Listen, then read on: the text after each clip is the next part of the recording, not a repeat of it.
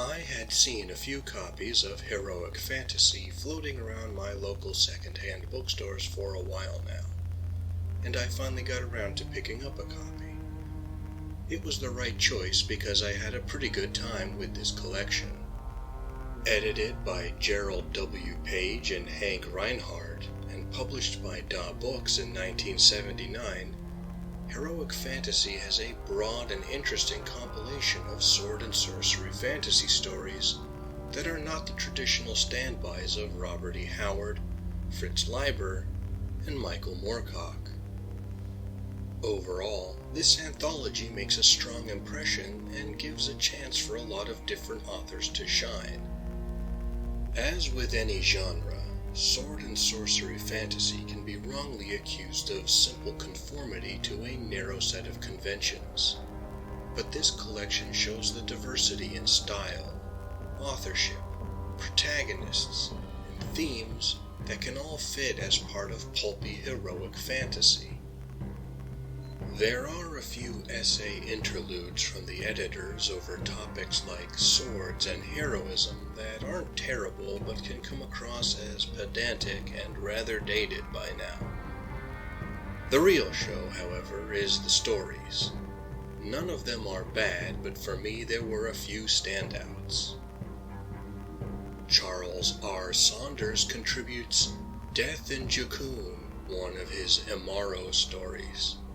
It's a strong bit of heroic and morally ambivalent sword and sorcery writing that makes me sorry that Saunders' work has not been better preserved and celebrated.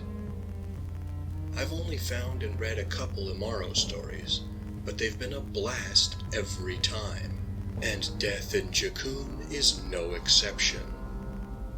E.C. Tubb, who I didn't even know wrote fantasy stories, turns in Blood in the Mist, a story featuring the barbaric mercenary Malkar, who feels like the missing link between Robert E. Howard's Conan and Carl Edward Wagner's immortal swordsman, Cain. If you're a fan of either of those writers, you'll want to find this story for sure because it feels the most like a dark, pulpy sword and sorcery story befitting their characters. It successfully executes more elements of a Conan story than most of the Conan pastiche fiction. The Murderous Dove by Tanith Lee provides a surprising, if little bit convoluted, take on a fantasy assassin war between different chapters of a monastic order and the stranger who gets pulled into the conflict.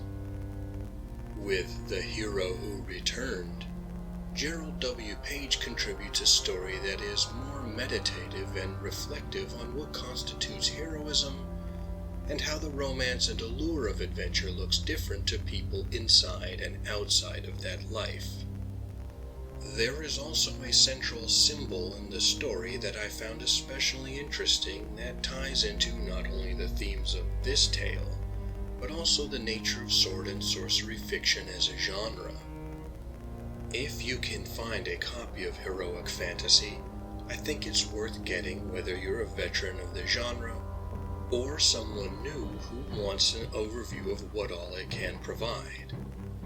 It's a solid collection with some real winners and maybe even a few surprises.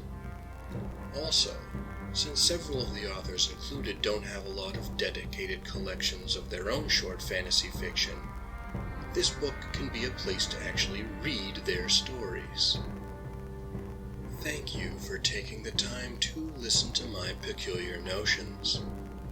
If you appreciate this channel and want to support it, you know what to do.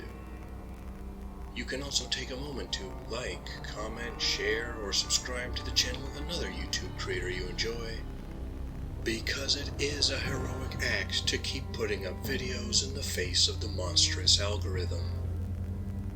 Until next time, enjoy some heroic stories. Live and be well.